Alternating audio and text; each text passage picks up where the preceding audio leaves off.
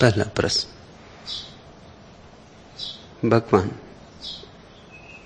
कोई 30 वर्ष पूर्व जबलपुर में किसी पंडित के मोक्ष आदि विषयों पर विवाद करने पर दद्दाजी ने कहा था कि शास्त्र और सिद्धांत की आप जाने, मैं तो अपनी जानता हूं कि यह मेरा अंतिम जन्म है। एक और अवसर पर कार्यवश वे काशी गए थे। किसी मुनि के सत्संग में पहुंचे। दद्दाजी को अजनबी प्रवचन के बाद मुनि ने पूछा, आज से पूर्व आपको यहां नहीं देखा? कहा, हाँ, मैं यहां का नहीं हूं। पूछा, आप कहां से आए हैं और यहां से कहां जाएंगे? कहा, निगोद से आया हूं और मोक्ष जाऊंगा। 5 वर्ष पूर्व हृदय का दौरा पड़ने पर मां को चिंतित पाकर उन्होंने कहा था, चिंता न लो, अभी 5 वर्ष मेरा जीवन शेष है। भगवान, उनकी इन उद्घोषणाओं के रहस्य पर प्रकाश डालने की अनुकंपा करें। योग भक्ति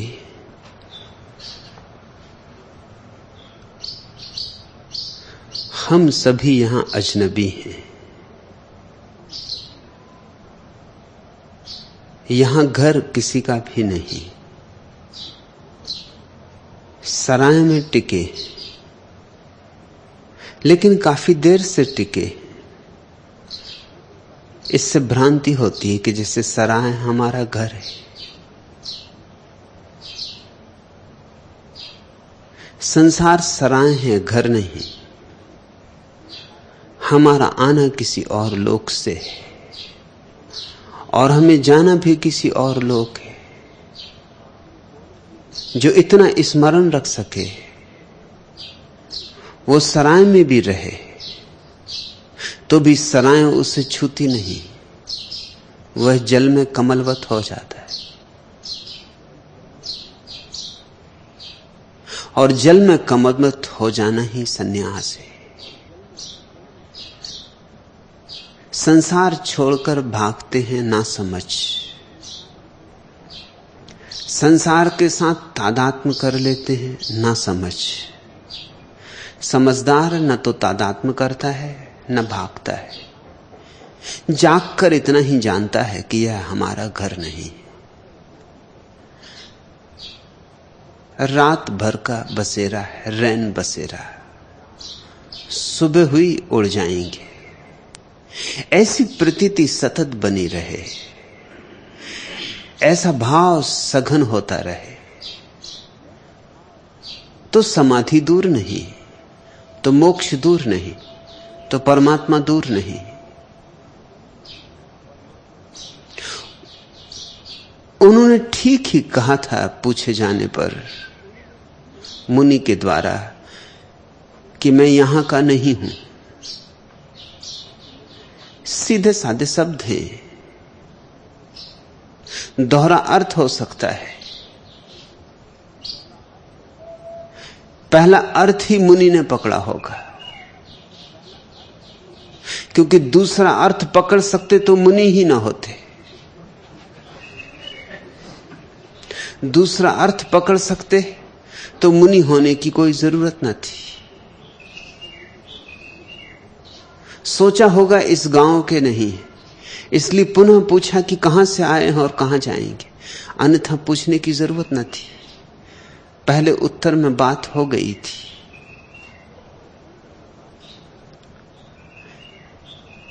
जैन दर्शन की भाषा में निगोध है वह अंधकारपूर्ण रात्रि जिससे हम आ रहे हैं, और मोक्ष है वह प्रकाशोज्वल प्रभात जिसकी ओर हम जा रहे हैं। जैसे उपनिषद के ऋषियों ने प्रार्थना की है, तमसो मां ज्योतिर्गमय। जिसे उन्होंने तमस कहा है उसे ही महावीर ने निगोद कहा है, और जिसे उन्होंने ज्योति कहा है, ज्योतिर्मय कहा है, उसे ही महावीर ने मोक्ष कहा है, परम मुक्ति कहा है।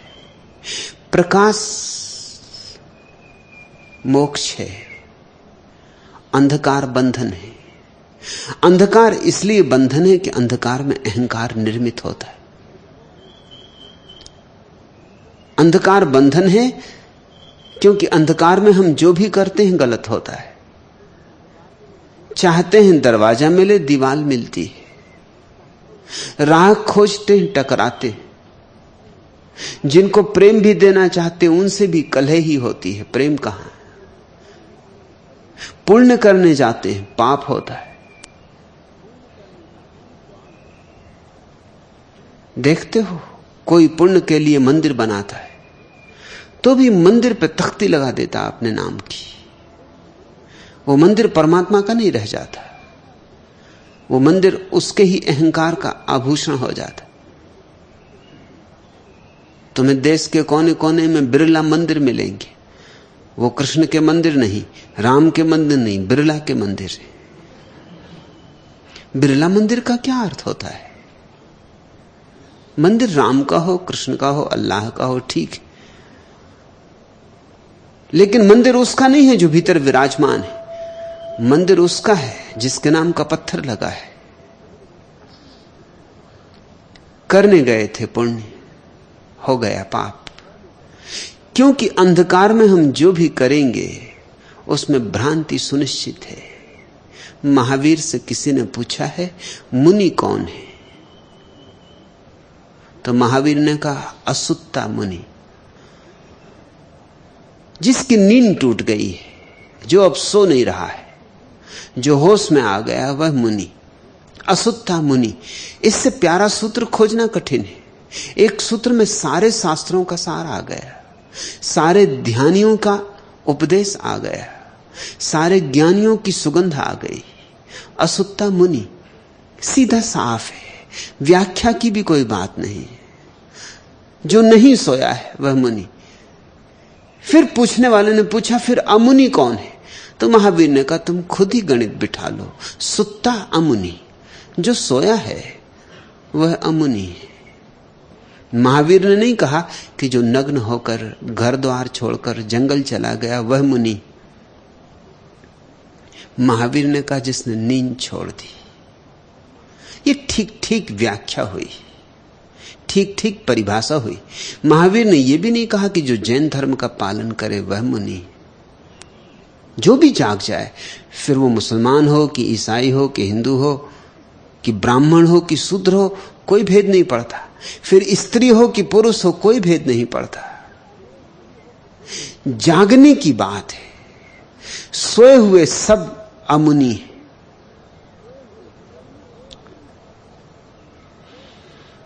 कोई सोए सोए भाग भी सकता है। तुमने कई बार सोने में भी अपने को भागते देखा होगा, नींद में भी अक्सर देखा होगा। लेकिन नींद में भागा हुआ आदमी कहीं भाग पाता है? जाएगा कहां? जिस खाट पे पड़ा है उसी खाट पे सुबह अपने को पाएगा। रात भर भागते रहो, ट्रेनों में सवार हो, हवाई जहाजों में यात्राएं करो, सुबह जब आंख खुलेगी तो पाओगे जहां थे वहीं हो। नींद में भागने से भी कोई कहीं पहुंचता नहीं। और मजा ऐसा है कि जागने वाले को इंच भर भी चलना नहीं होता और पहुंच जाता है। क्योंकि जो जागा उसने जाना कि जागने में ही परमात्मा है। जागते ही मैं परमात्मा हूं, सोते ही मैं अहंकार हूं, जागते ही मैं आत्मा हूं। मुनि समझे नहीं होंगे, मुनियों की बहुत समझ होती नहीं। मैंने बहुत मुनियों को देखा है। मुनि और समझदार, ये दोनों बातें एक साथ मिलती नहीं।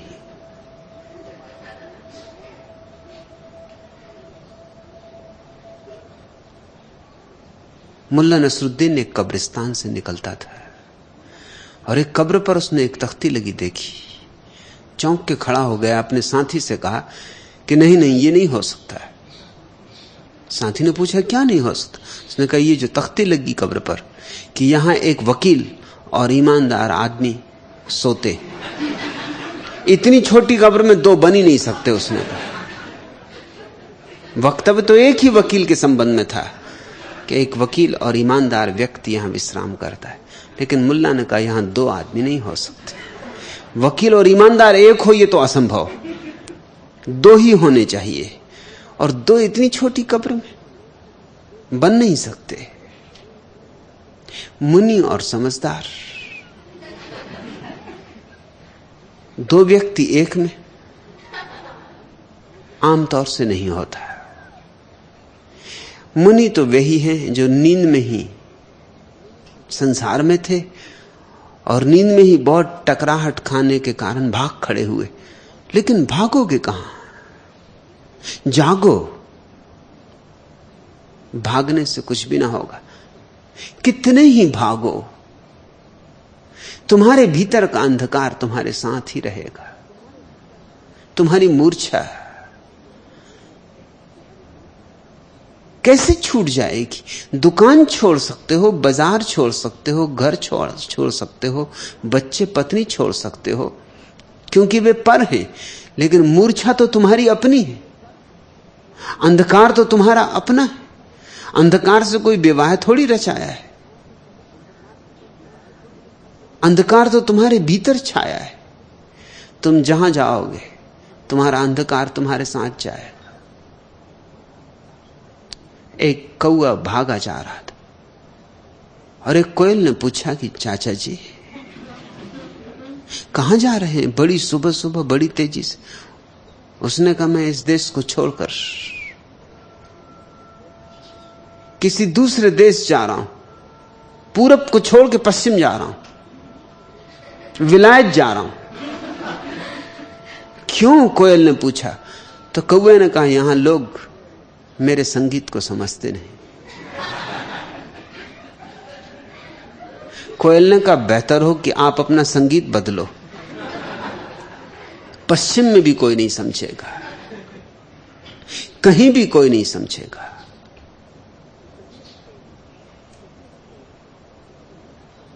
कौआ शायद एक ही नाम है जिसे दुनिया की बहुत सी भाषाओं में उसकी कांव कांव के आधार पर ही नाम मिला है। हिंदी में कहते हैं कौआ क्योंकि वो कांव कांव, अंग्रेजी में कहते हैं क्रो, वो कांव कांव। कोयल ने कहा कि अच्छा हो संगीत बदलो, स्वयं को बदलो, देश बदलने से कुछ भी नहीं होगा। भगोड़े देश बदल लेते और भीतर जैसे थे वैसे के वैसे। अक्सर तो हालत भीतर और बुरी हो जाती, क्योंकि ये देश के बदलने से अहंकार और सघन हो जाता है, अकड़ और मजबूत हो जाती, दंभ और धार पा जाता है। इसलिए तुम्हारे तथाकथित मुनि, साधु, महात्मा जितने अहंकारी होते हैं उतने कोई और दूसरे लोग अहंकारी नहीं होते। उनके अहंकार की बात ही और, उनका अहंकार शिखर छूता है। उनका अहंकार कोई साधारण मकान नहीं है, ताजमहल है। मुनि नहीं समझे होंगे, इसलिए फिर उन्होंने पूछा कहां से आए और कहां जाएंगे? मेरे पिता तो सीधे साधे आदमी थे, उसी सीधे साधेपन में ही साधुता छिपी है। उन्होंने फिर निवेदन किया, निगोद से आया हूं और मोक्ष जाऊंगा। निगोद है अंधकार लोक, मूर्छा का लोक, निद्रा का लोक, जहां हमें अपनी भी खबर नहीं, जहां अंधेरा ऐसा घना है कि हाथ को हाथ न सूझे, अमावस की रात जहां आत्मा पर छाई है। चांद तारे तो दूर, सूरज तो दूर, एक टिमटिमाती बत्ती भी नहीं जलती, एक टिमटिमाती मोमबत्ती भी उपलब्ध नहीं। उस अवस्था का नाम पारिभाषिक जैन दर्शन में निगोद है। और मोक्ष का अर्थ है जहां सब प्रकाशित हो गया, सुबह हो गई, सूरज निकल आया, भीतर का सूरज, भीतर की सुबह। और जैसे ही भीतर का प्रकाश प्रकट होना शुरू होता है, अहंकार ऐसे गल जाता है जैसे बर्फ का टुकड़ा सुबह के सूरज को देख के गल जाए। अहंकार ऐसे वाष्पीभूत हो जाता है जैसे सुबह के सूरज में वृक्षों के पत्तों पर चमकती हुई ओस की बूंदें तिरोहित हो जाती, स्वयं का होना समाप्त हो जाता है। और तभी स्वयं की वास्तविक सत्ता का आविर्भाव होता है, अहंकार मिटता है, आत्मा का जन्म होता है। वह अवस्था परम स्वातंत्र की है। दुनिया में दो तरह के धर्म हैं। 3 धर्म तो भारत में पैदा हुए, 3 धर्म भारत के बाहर पैदा हुए। जो भारत के बाहर धर्म पैदा हुए, यहूदी, मुसलमान, ईसाई, वे थोड़े स्थूल हैं, वे इतनी ऊंचाई नहीं ले सके। कई कारण हैं। एक तो उन्हें समय भी नहीं मिला इतना ऊंचाई लेने का। एक समय चाहिए एक ऊंचाई लेने के लिए। भारत का धर्म कम से कम 10,000 वर्ष पुराना है। ईसाईयत तो केवल 1900 वर्ष पुरानी, यहूदी 3000 वर्ष पुराने, मुसलमान तो केवल 1400 वर्ष पुराने। समय की जो लंबाई चाहिए वह उन्हें मिली नहीं, इसलिए वे बहुत ऊंचाई नहीं ले सके। उन्होंने जो अंतिम ऊंचाई ली है वो स्वर्ग और नरक पे जाकर अटक जाती। इसलिए पश्चिम के इन तीनों धर्मों में स्वर्ग और नरक के पार कुछ भी नहीं। जो पुण्य करेगा वह स्वर्ग पाएगा, जो पाप करेगा वह नरक पाएगा। यह व्याख्या इन तीनों धर्मों को नैतिक तो बनाती है लेकिन धार्मिक नहीं बना पाती। इसलिए एक अनूठी बात तुम देखोगे, पश्चिम का आदमी ज्यादा नैतिक है, तुमसे ज्यादा नैतिक है। अगर वचन देगा तो पूरा करेगा, बात का पक्का है, जान भी देनी पड़े तो दे देगा। तुम्हें वचन देने में कुछ लगता ही नहीं।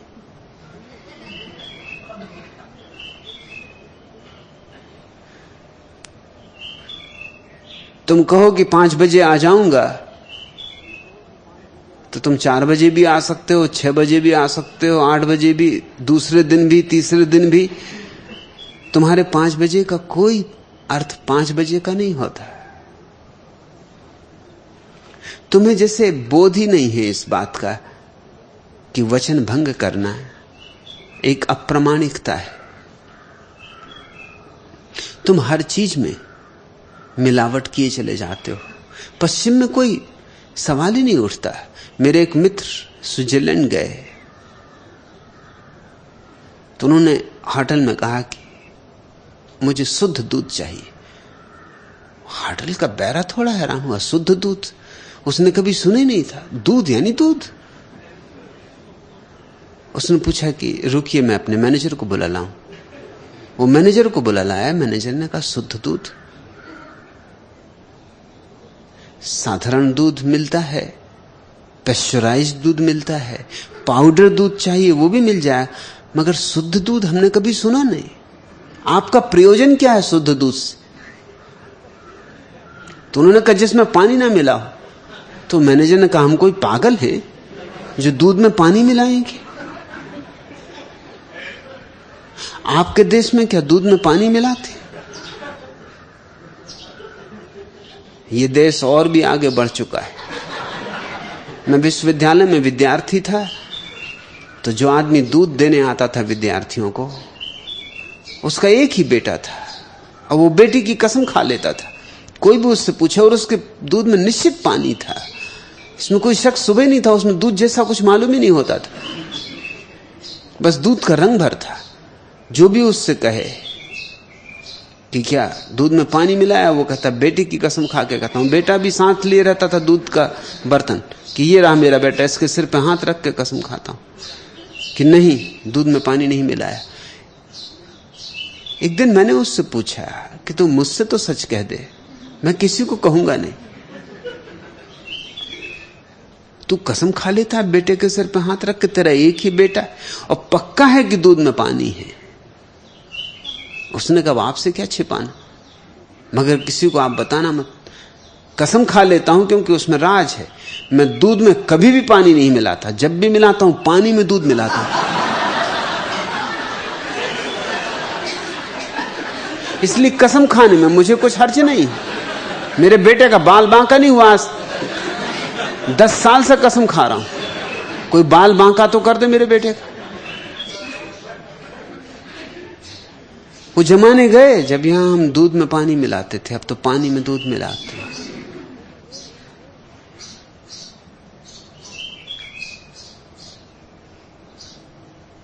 पश्चिम ज्यादा नैतिक है और उसका कारण है कि धर्म पश्चिम में नीति का पर्यायवाची है, लेकिन ऊंचाई नहीं ले सका। भारत अकेला देश है जिसके तीनों धर्म, हिंदू, जैन, बौद्ध, मोक्ष की बात करते। ये स्वर्ग और नरक से ऊपर की बात है। स्वर्ग और नरक में तो द्वंद्व शेष है, अभी द्वैत समाप्त नहीं हुआ। अभी पाप पुण्य, अभी कृत्य की दुनिया चल रही है, अभी साक्षी का भाव नहीं जगा। अभी मैं करने वाला हूं यह भ्रांति बनी है। पापी को भ्रांति होती है कि मैंने पाप किया, पुण्यात्मा को भ्रांति होती है कि मैंने पुण्य किया। असाधु समझता है मैं असाधु हूं, साधु समझता है मैं साधु हूं, लेकिन दोनों समझते हैं कि मैं कुछ हूं। अभी नेति नेति का जन्म नहीं हुआ, न यह न वह, न मैं शुभ हूं न अशुभ, न देह न मन।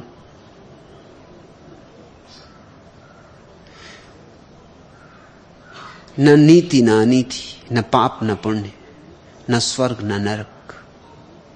मैं इन दोनों का साक्षी हूं, सिर्फ दृष्टा मात्र। जैसे दर्पण में प्रतिबिंब बने, ऐसा कोरा दर्पण हूं। इस कोरे दर्पण की अवस्था तक पश्चिम के धर्मों को उठना है।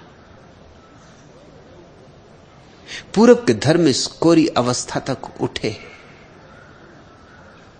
इसका लाभ भी था, इसकी हानि भी थी। इस दुनिया में एक बात ख्याल रखनी जरूरी है कि कोई भी चीज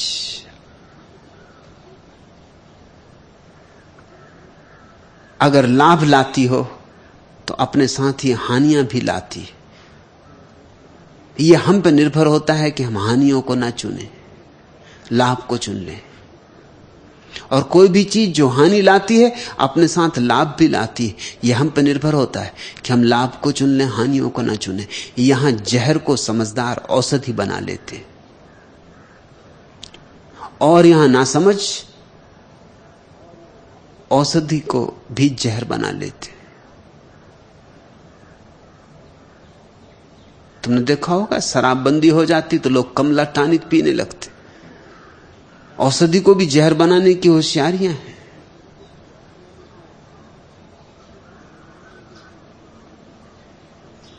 लेकिन ठीक चिकित्सक के हाथ में जहर भी लोगों को जीवनदायी हो जाता है।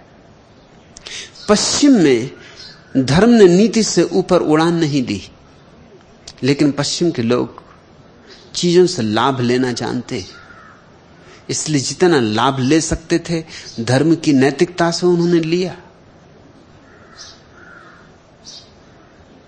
पूरब ने बड़ी ऊंचाई ली, धर्म से बहुत ऊपर हम गए। साधारण तथाकथित नरक और स्वर्ग का धर्म हमने बहुत पीछे छोड़ दिया। हमने मोक्ष पर उड़ान भरी, हमने साक्षी भाव का अनुभव किया, लेकिन बजाय इसके कि हम लाभ लेते हम हानि से भर गए। क्यों? हमारी बेईमानी को एक तरकीब मिल गई। मोक्ष का अर्थ होता है न पाप सही है न पुण्य सही, दोनों माया। और जब दोनों ही माया तो हमने सोचा फिर दिल भर के पाप ही कर लो, है तो है ही नहीं, सब माया ही है, तो फिर डर क्या। हमने जाना कि स्वर्ग और नरक दोनों मानसिक अवस्थाएं, हम दोनों के पार हैं। जब हम दोनों के पार हैं तो फिर क्या चिंता है। फिर जी भर के जो करना हो करो, जैसा करना हो वैसा करो। ये तो सब स्वप्नवत है। चोरी करो तो स्वप्न है, दान करो तो स्वप्न है। जब दोनों ही स्वप्न हैं तो चोरी ही क्यों ना करो, हमने सोचा। फिर दान की झंझट में क्यों पड़ो। जो गलत था, हम ऊंचे उड़े। हमारे महावीर, हमारे बुद्ध, हमारे कृष्ण अपने पंख आकाश की आखिरी ऊंचाइयों तक फैलाए, लेकिन हम बहुत नीचे गिरे। ये एक साथ घटना घटी। सबसे ऊंचे पुरुष हमने पैदा किए और सबसे नीचा समाज हमने पैदा किया, और कारण था हमारी चालबाजी। ये भी सोच लेने जैसा है। 10,000 साल पुराना धर्म था, इसलिए इतनी ऊंचाई ले सका, लेकिन 10,000 साल में लोग बेईमान भी हो जाते। जितना बूढ़ा आदमी होता उतना बेईमान हो जाता। छोटे बच्चे को धोखा देना आसान, बेईमान बूढ़े को धोखा देना बहुत कठिन। अनुभवी हो जाता है, वो खुद ही काफी धोखे खा चुका और दे चुका, तुम उसे क्या धोखा दोगे। बूढ़े व्यक्ति धीरे धीरे ज्यादा बेईमान हो जाते, बच्चे सरल होते। इसलिए नई सभ्यताओं में एक तरह की सरलता होती, पुरानी सभ्यताओं में एक तरह की चालबाजी आ जाती, पाखंड आ जाता है। ये प्रत्येक वस्तु के दो पहलू हैं। ये हम पर निर्भर होता है हम क्या चुने। 10,000 साल में हमने ऊंचाइयां से ऊंचाइयां छुई, चाहे तो हम वे गौरी शंकर छुए, और 10,000 साल में हमने जीवन के सब कड़वे मीठे अनुभव भी लिए। हमने बेईमानी की गर्त भी छुई, हम चाहें तो वहां जिए। मोक्ष का अर्थ होता है जहां सारे कर्मों के पार चेतना अपने को अनुभव करती। जब तक कर्म है तब तक बंधन है। पाप करोगे दुख पाओगे, पुण्य करोगे सुख पाओगे। जिससे कोई नीम के बीज बोएगा तो नीम के फल काटेगा, और कोई आम बोएगा तो आम की मिठास का अनुभव करेगा। बस ऐसे ही सीधा साफ गणित है। लेकिन हमारे भीतर कोई है जो न तो कड़वापन अनुभव करता और न मिठास, जो दोनों के पार है, जो दोनों को देखता है, जो देखता है कि जीभ पर कड़वाहट का अनुभव हो रहा, जीभ पर मिठास का अनुभव हो रहा, लेकिन मैं तो अलग हूं, मैं तो साक्षी हूं। इस साक्षी में स्थिर हो जाना समाधि, इस साक्षी के परिपूर्ण अनुभव को उपलब्ध हो जाना मोक्ष। निगोध है अंधकार, मोक्ष है प्रकाश। निगोध है तादात्म्य, मोक्ष है साक्षी भाव। उत्तर उन्होंने ठीक दिया था कि निगोध से आया हूं और मोक्ष जाऊंगा।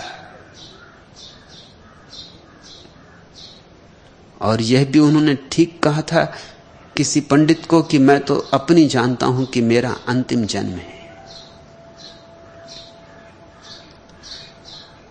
ध्यान की कुछ सीढ़ियां चढ़ो और तुम भी जान सकोगे कि यह तुम्हारा अंतिम जन्म है। इसमें कुछ बहुत अड़चन नहीं है, बस ध्यान का थोड़ा सा स्वाद लगे। और ध्यान की तरफ उनकी यात्रा चल रही थी सतत। सब करते हुए भी ध्यान उनके जीवन का केंद्र था। ध्यान के लिए समय वे वर्षों से निकाल रहे थे। सारा काम भी चलता रहा, घर द्वार भी छोड़ा नहीं, और धीरे धीरे भीतर एक शांति, एक गहराई, एक आनंद भी उमगने लगा। भीतर फूल भी खिलने लगे। ध्यान की अगर तुम्हें थोड़ी भी प्रतीति होगी तो तुम भी कह सकोगे ये मेरा अंतिम जन्म है। क्यों? क्योंकि जन्म होता है कर्ता का, और ध्यान तुम्हें अनुभव करवाता है साक्षी का। साक्षी का न कभी जन्म हुआ है न होता है। उपनिषद कहते हैं एक ही वृक्ष पर दो पक्षी बैठे, एक पक्षी नीचे की शाखा पर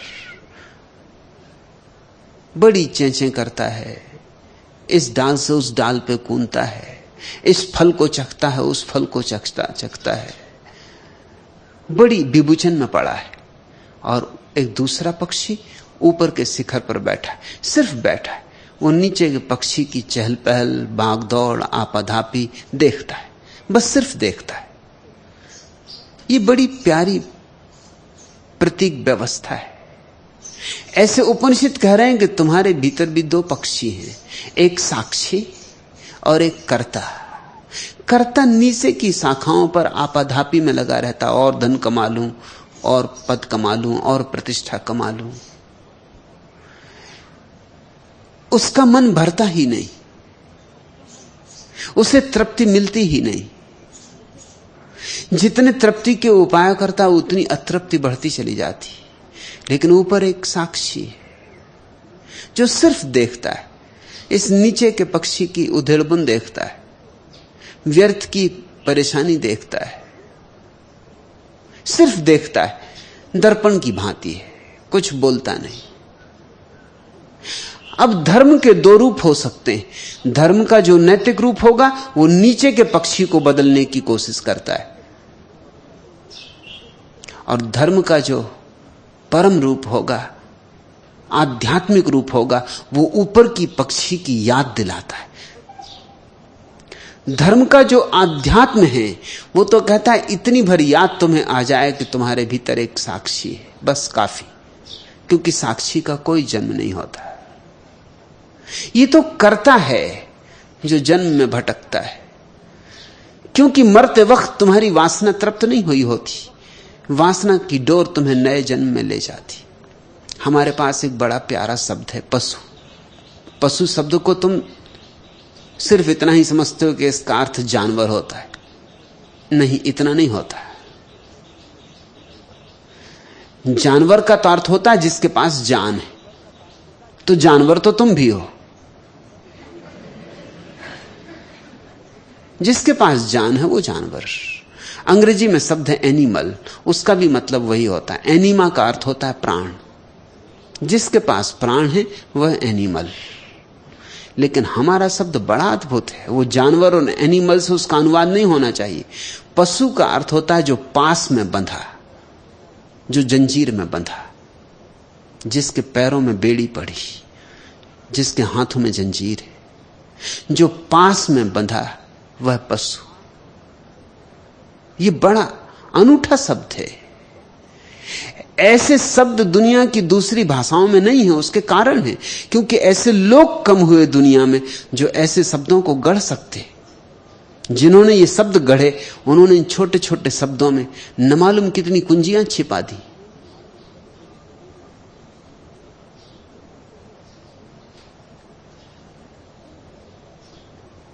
ये जो तुम्हारा पशु है ये किन जंजीरों में बंधा है?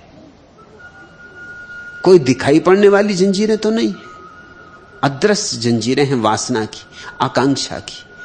यह मिल जाए, वह मिल जाए, 24 घंटे कुछ मिल जाए। मरते वक्त भी तुम मिलने की आकांक्षा से ही भरे हुए मरते हो। और जो तुम्हारे मिलने की आकांक्षा, पाने की आकांक्षा है, वही तुम्हारे नए जन्म का कारण बन जाती। वही पास तुम्हें नए गर्भ में खींच ले जाता है। नहीं तो नए गर्भ की कोई संभावना नहीं। द्वार ही टूट गया, राह ही मिट गई। जिसने ध्यान का अनुभव किया वह कह सकता है यह मेरा अंतिम जन्म है। इसमें कोई अहंकार नहीं है, इसमें सिर्फ तथ्य का निवेदन है कि मैंने अपने साक्षी रूप को देखना शुरू कर दिया है। साक्षी तो पशु नहीं, साक्षी परमात्मा है। साक्षी पर तो कोई वासना नहीं है। साक्षी तो परम तृप्त है, जैसा है वैसा ही तृप्त है, जहां है वहीं तृप्त है। कहीं और नहीं होना है, कहीं और नहीं जाना है, कुछ और नहीं पाना है। साक्षी तो परितोष का नाम है, परम संतोष का नाम है, आत्यंतिक तुष्टि का नाम है। जिसको ऐसी झलक मिलने लगी वो कह सकता है ये मेरा अंतिम जन्म है। लेकिन पंडित विवादों में पड़े रहते हैं। वो इसी फिक्र में लगे रहते हैं कि अगला जन्म होगा, क्यों होगा, कैसे होगा, होता भी है कि नहीं होता।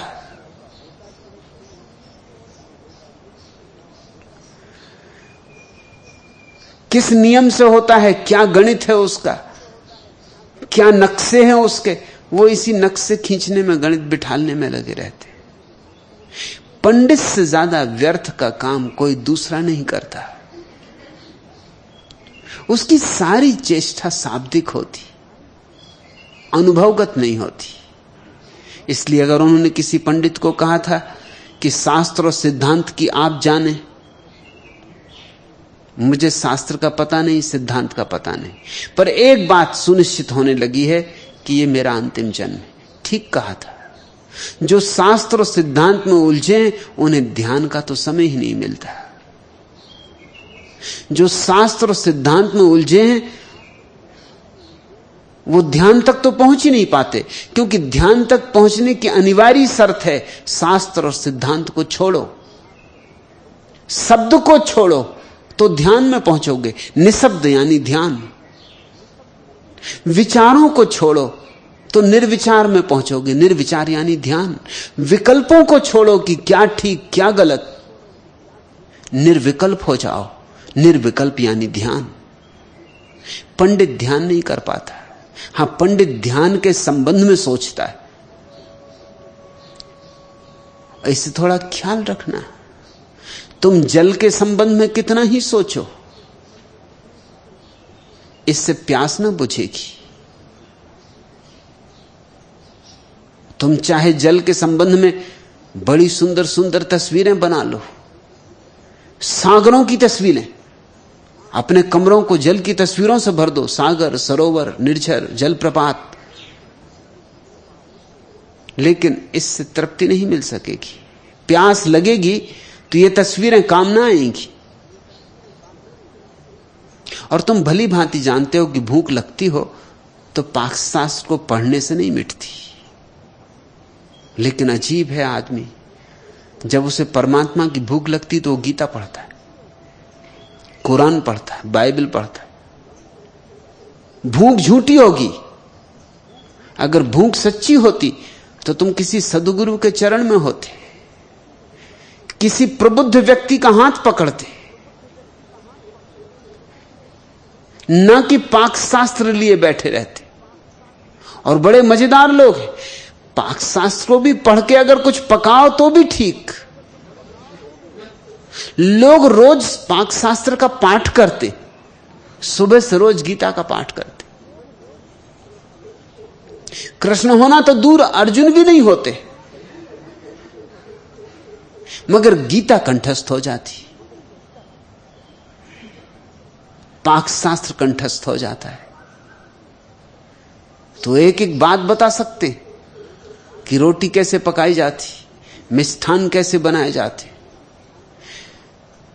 मगर उनका खुद का जीवन सूखा जा रहा है, कोई रसधार नहीं, क्योंकि जीवन को जो पोषण मिलना चाहिए नहीं मिल रहा है। पाकशास्त्र पोषण नहीं देते। पाकशास्त्र को घोंट के पी जाओ तो भी पेट नहीं भरेगा। बीमार भला हो जाओ मगर पेट नहीं भरेगा। धर्म शास्त्र से भी पेट नहीं भरता, आत्मा नहीं भरती। और ज्ञान और ध्यान का यही भेद है। ज्ञान है ईश्वर के संबंध में विचार, और ध्यान है ईश्वर में छलांग। ज्ञान है पाकशास्त्र और ऊहापोह, और ध्यान है सब शब्दों से मुक्ति, ऊहापोह से छुटकारा, मौन में प्रवेश। इसलिए महावीर ने अपने सन्यासी को मुनि कहा। ये सारे शब्द प्यारे हैं। मुनि का अर्थ जो मौन में प्रविष्ट हो गया। लेकिन कितने जैन मुनि मौन में प्रविष्ट मालूम होते? बैठे शास्त्रों को पढ़ रहे हैं और उन्हीं शास्त्रों को लोगों को समझा रहे हैं। मौन कहां है? और मुनि हो गए। आचार्य तुलसी ने मुझसे पूछा, एक प्रसिद्ध जैन मुनि ने, कि ध्यान कैसे करें। मैंने कहा आप मुनि होकर और पूछते हैं कि ध्यान कैसे करें? तो मुनि कैसे हुए? और न केवल मुनि हैं आप, 700 मुनियों के गुरु हैं, आचार्य हैं 700 मुनियों के। साधारण मुनि नहीं है, महामुनि है। और पूछते हैं ध्यान कैसे करें? ध्यान नहीं किया तो मुनि कैसे हुए? लेकिन हम शब्द का अर्थ भी भूल गए। सीधा साधा अर्थ है मौन। मौन को जो उपलब्ध हो जाए वह मुनि। बुद्ध ने अपने सन्यास के लिए नाम चुना था भिक्षु। जो ऐसा जान ले कि मेरा कुछ भी नहीं है इस संसार में, वह भिक्षु। वो सम्राट भी हो सकता है तो भी भिक्षु, क्योंकि वो जानता है मेरा कुछ भी नहीं। जिसने मालकियत की भ्रांति छोड़ दी वह भिक्षु। और सन्यास का क्या अर्थ होता है? सम्यक न्यास, जिससे जीने की ठीक ठीक कला आ गई। और जीने की कला में मरने की कला समाहित है। जीने की ठीक कला, मरने की ठीक कला जिससे आगे वह सन्यासी है। और जीने की ठीक कला के लिए मुनि होना पड़े और मरने की ठीक कला के लिए भिक्षु होना पड़े। इसलिए मैंने सन्यास शब्द चुना, क्योंकि सन्यास मुनि और भिक्षु दोनों को अपने में आत्मसात कर लेता है। ये दोनों शब्दों से बड़ा है। मुनि जीवन की कला है और भिक्षु मृत्यु की कला है। बुद्ध ने अपने भिक्षु के लिए पीत वस्त्र चुने थे, क्योंकि पीला रंग मौत का रंग है। जब पत्ते मरने के करीब होते हैं तो पीले पड़ जाते। जब व्यक्ति मरने के करीब होता है तो चेहरा पीला पड़ जाता। पीला रंग मृत्यु का प्रतीक है। इसलिए बुद्ध ने भिक्षु के लिए पीत वस्त्र चुने, क्योंकि भिक्षु की कला ही एक बात है में निर्भर है। कैसे मरूं? ऐसे मरूं कि फिर दोबारा जन्म ना हो। मगर तुम ठीक से तभी मर सकते हो जब तुम ठीक से जिए हो। मरना कोई ऐसी चीज नहीं है कि बस एक क्षण में तुम साध लोगे। तुमने जीवन भर साधा हो ठीक से जीना, और ठीक से जीने के लिए मौन कला है। तुम जिए हो शांत भाव से। जगत में उठते रहे तूफान और कोई तूफान तुम्हें कपाए ना। अंधड़ चले और कोई अंधड़ तुम्हें हिलाए ना। चीजें बने और मिटे और तुम अप्रभावित रह जाओ, अस्पर्शित। ऐसा तुम्हारा मौन हो तो तुमने जीवन की कला जानी। और जो जीवन की कला जानेगा वही एक दिन मृत्यु के परम रहस्य को समझ सकेगा। मैंने सन्यास शब्द चुना क्योंकि उसमें दोनों समाहित है, जीने की, मृत्यु की कला।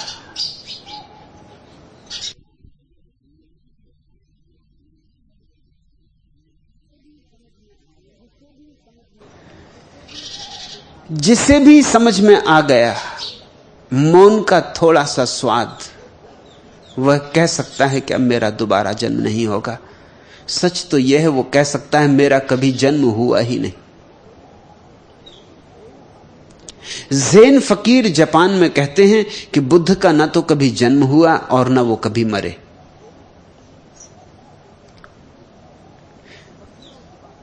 फकीरों की बातें फकीरों के ढंग से समझनी चाहिए। पंडित हंसेंगे, इतिहासज्ञ हंसेंगे, वो कहेंगे ये कोई बात हुई। हम भली भांति जानते हैं कि बुद्ध का जन्म हुआ और बुद्ध की मृत्यु हुई। कहां जन्म हुआ वो भी हमें पता है, कहां मृत्यु हुई वो भी पता है, ऐतिहासिक प्रमाण उपलब्ध हैं। चूक गए, फकीर की बात समझे नहीं। फकीर भी नहीं कह रहा है कि बुद्ध का जन्म नहीं हुआ और बुद्ध की मृत्यु नहीं हुई। वो ये कह रहा है कि गौतम बुद्ध और सिद्धार्थ गौतम ये दो अलग व्यक्ति हैं। सिद्धार्थ गौतम है सोया हुआ आदमी, उसका जन्म हुआ और मृत्यु भी हुई। और गौतम बुद्ध वह है जागृत चैतन्य, उसकी कहां मृत्यु, कैसा जन्म, वह शाश्वत है। फकीर किसी और बात की तरफ इशारा कर रहे हैं।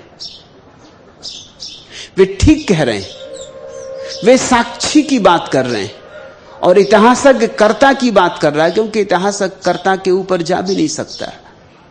इसलिए तो इतिहास में एक कमी रह जाती।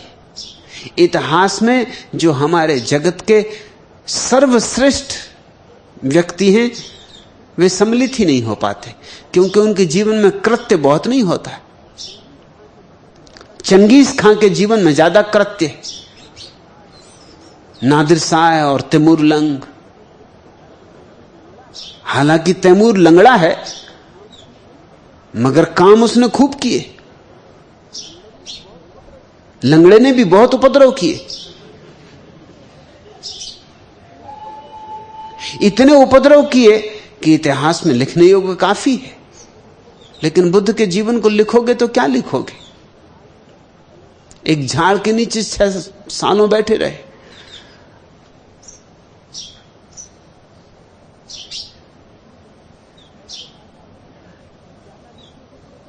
ज्यादा लिखने को कुछ है नहीं। और जो घटा वो भीतर घटा, उसका बाहर कोई प्रमाण नहीं। बुद्धत्व को उपलब्ध हुए लेकिन इसका कोई बाहरी साक्ष्य तो है नहीं, नापने की कोई कसौटी नहीं, मापने का कोई तराजू नहीं। जो घटा भीतर घटा। बुद्ध कहते हैं जिनको श्रद्धा है वो स्वीकार कर लें, जिनके पास आंखें हैं वो देख लें। जिनके पास आंखें नहीं हैं उन्हें दिखाई नहीं पड़ेगा, और अधिक के पास आंखें नहीं हैं, या हैं भी तो उन्होंने उन पर पट्टियां बांध रखी। अधिक के पास कान नहीं और हैं भी तो उन्होंने उनको बिल्कुल बंद कर रखा है। और अधिक के पास हृदय नहीं है, और अगर हैं भी तो हृदय से वो सुनते नहीं, हृदय से गुनते नहीं। खोपड़ी में ही उनका सारा जीवन नियोजित हो गया है। तो बुद्ध के जीवन में क्या लिखो? महावीर की जीवन की कथा लिखनी हो तो क्या लिखो? बड़ी कठिनाई है। उपन्यासकार कहते हैं कि अच्छे आदमी की जिंदगी पर उपन्यास नहीं लिखा जा सकता, कुछ होते नहीं लिखने योग। चोरी हो, डकैती हो, शराबी हो, हत्यारा हो, वैश्यागामी हो, तो कुछ उपन्यास बनता, कुछ कहानी बनती। अब अगर बुद्ध की कहानी लिखो तो क्या लिखोगे? बुद्ध पैदा हुए, एक क्षण में हो जाएगी बात, फिर बड़े हुए,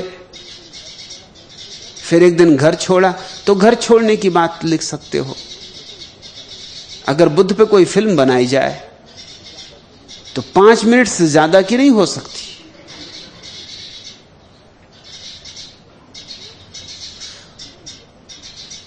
जन्म, फिर 29 साल तक कुछ नहीं, फिर 29 साल तक फिल्म में सिर्फ कैलेंडर एकदम तेजी से सरकता रहेगा। 29 साल के बाद एक रात घर छोड़ दिया, फिर 6 साल तक सन्नाटा, फिर कैलेंडर सरकता रहेगा, फिर 6 साल के बाद एक दिन बुद्धत्व का अनुभव। इसको भी कैसे कहोगे? बुद्ध बैठे हैं वृक्ष के नीचे और पर्दा एकदम झक सफेद हो जाएगा, बुद्धत्व उपलब्ध हो गए, अब कुछ कहने को बचता नहीं। जो दर्शक आए हैं पर्दा भी फाड़ देंगे, कुर्सियां तोड़ देंगे, मैनेजर की पिटाई करेंगे कि ये कोई फिल्म हुई, पैसे वापस करो। ऐसा हुआ है, कुछ इस तरह के प्रयोग किए गए हैं। पश्चिम में एक फिल्म बनाई गई वेटिंग फॉर गोडोट।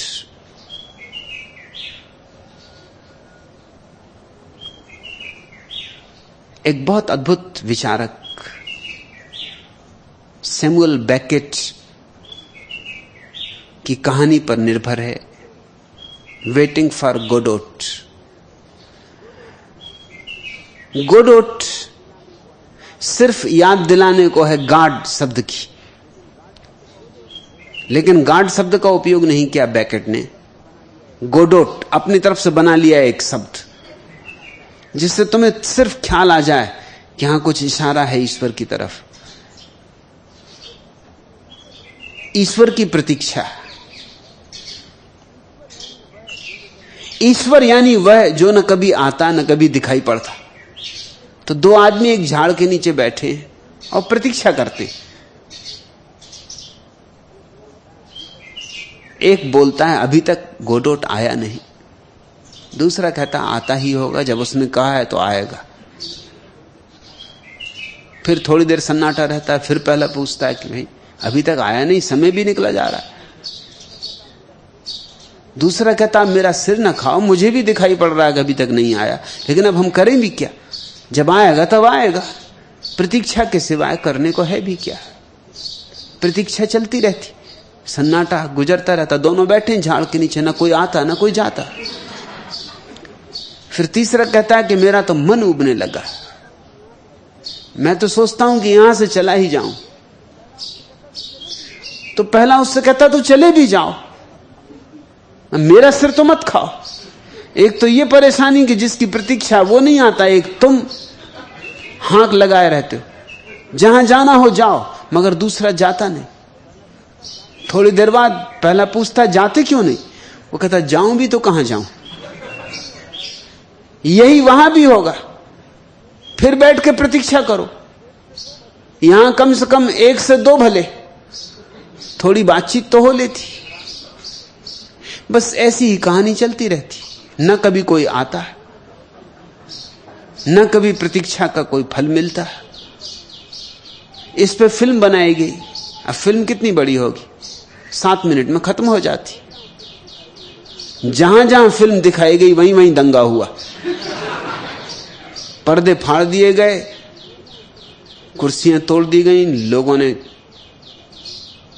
थिएटर जला दिए और कहा कि पैसे वापस चाहिए। ये कोई मजाक है, ये कोई फिल्म है। मगर बेकेट कहता था यही जिंदगी है, जिंदगी भर तुम करते क्या हो, बस प्रतीक्षा। न कोई कभी आता, न कभी कुछ होता, न कभी कोई द्वार खटखटाता। कभी कभी द्वार खोल के देखते हो, पाते हो हवा थी झोंका दे गई। कभी द्वार खोल के देखते हो, पता चलता है मेघ गरज रहे हैं। कभी द्वार खोल के देखते हो, पत्ता सूखा खड़खड़ा रहा है द्वार पर। न कोई कभी आता, न कभी कोई जाता, बस जिंदगी ऐसी खाली।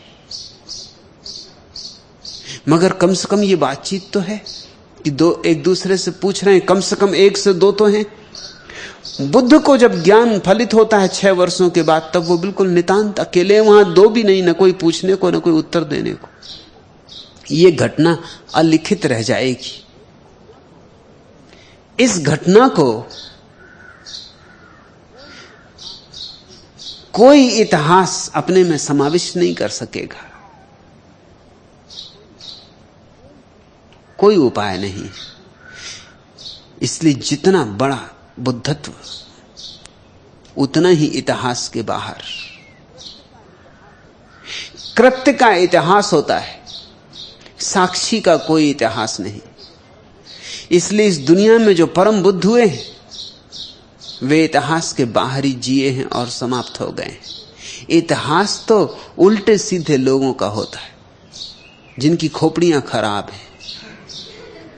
वो काफी शोरगुल मचाते हैं, काफी उपद्रव खड़े करते हैं। वो इतना उपद्रव खड़े करते हैं कि तुम्हें उनका इतिहास लिखना ही पड़ेगा। अखबारों में भी तुम बुद्धों की खबर नहीं पढ़ पाते, उपद्रवियों की खबर पढ़ते हो।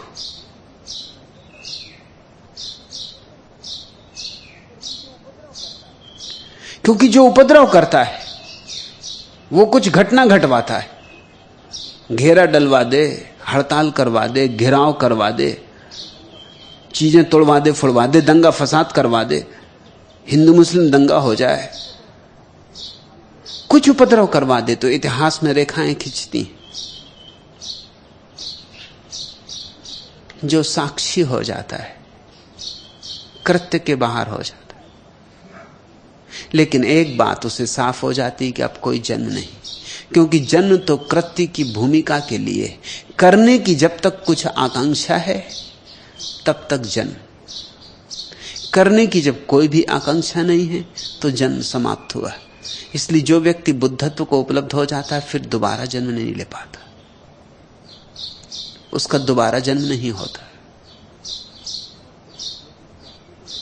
और बुद्ध जो भी करते हैं वो कृत्य नहीं है। बुद्ध 40-42 साल जिंदा रहे बुद्धत्व के बाद, लेकिन अब उन्होंने जो किया वो कृत्य नहीं है। अब तो सहज प्रवाह है। जैसे गंगा बहती सागर की तरफ, तो तुम ये थोड़ी कहते कि सागर की तरफ जा रही कि हर मोड़ पर देखती है नक्शे को, फिर मुड़ी कि अब बाएं जाऊं कि दाएं। हर जगह पूछती है पुलिस के सिपाही से कि सागर किस तरफ है। सहज बहती, ये कोई कृत्य नहीं है, निसर्ग है। बुद्धत्व को उपलब्ध व्यक्ति निसर्ग से जीता। जो होता है, जो होना प्रकृति उसके भीतर से चाहती है, या परमात्मा बांसुरी हो जाता है। परमात्मा जो गीत गाता है गा लेता है, नहीं गाना तो कोई आग्रह उसका नहीं कि गीत गाया ही जाए। साक्षी भाव धीरे धीरे तुम्हें यह बात स्पष्ट कर देता है कि यह तुम्हारा अंतिम जन्म है। और जैसे जैसे ध्यान गहरा होगा बहुत सी बातें स्पष्ट हो जाएंगी। ध्यान गहरा होगा तो तुम्हें यह साफ दिखाई पड़ने लगेगा ये शरीर कितने दिन टिक सकता है, क्योंकि तुम्हें शरीर से संबंध दिखाई पड़ने लगेंगे टूटते। तुम रोज रोज देखोगे कि संबंध टूटते जा रहे हैं। तुम हिसाब लगा सकते हो कि पूरे संबंध टूटने में कितनी देर लगेगी। इसलिए अगर उन्होंने कहा था 5 वर्ष पूर्व हृदय का दौरा पड़ने पर कि अभी मैं 5 वर्ष और रहूंगा, तो इसमें कोई अड़चन नहीं, कठिनाई नहीं है। दिख रहा होगा कि कितने मोह शेष रह गए, उनको टूटने में कितनी देर लगेगी। ये सीधा गणित है। जैसे अगर तुम देखोगे एक मकान गिर रहा है, हर रोज उसका एक खंबा गिरता है और 10 खंबे बाकी, तो तुम हिसाब लगा सकते हो कि 10 दिन में ये पूरा का पूरा भवन खंडर हो जाएगा। बस ऐसे ही ध्यान में दिखाई पड़ने लगता है कितने संबंध रोज रोज छीन होते जा रहे हैं। 5 वर्ष में सारे संबंध छीन हो जाएंगे तो शरीर छूट जाएगा। योग भक्ति, ये सारे वक्तव्य महत्वपूर्ण हैं और मैं इन पर चर्चा इसलिए कर रहा हूं कि ये सारे वक्तव्य आज नहीं कल तुम सबको भी घटित होने वाले, तुम्हारे लिए उपयोगी होंगे।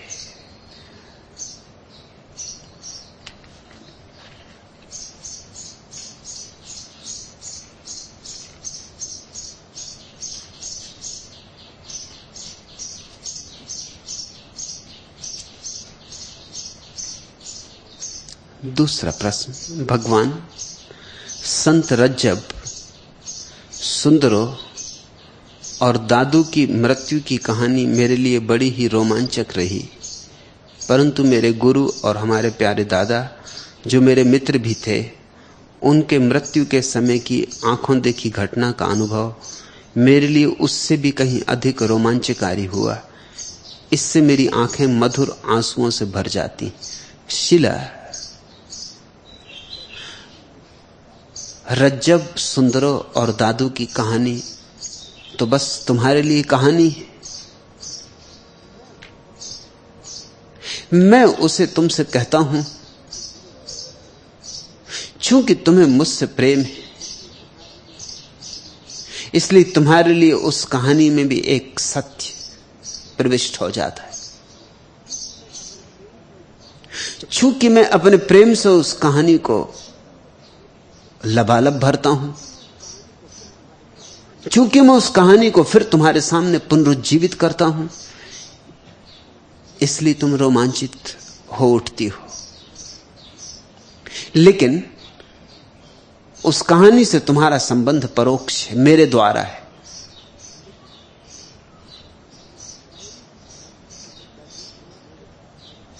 दद्दाजी की मृत्यु तुमने सीधी सीधी देखी, मेरे माध्यम से नहीं।